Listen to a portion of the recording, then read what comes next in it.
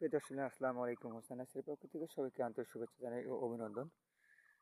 আমাদের মাথায় এসেছি, দেখেন চায়না থ্রি লিচু গাছগুলো কত সুন্দর, কিন্তু লিচুর গাছগুলো আমার কাছে রয়েছে। যেমন রয়েছে মুজাফর, চায়না থ্রি, বেদেনা এবং বিভিন্ন ধরনের কিন্তু লিচুর গাছ কিন্তু আমাদের কাছ থেকে পাওয়া থাকবেন।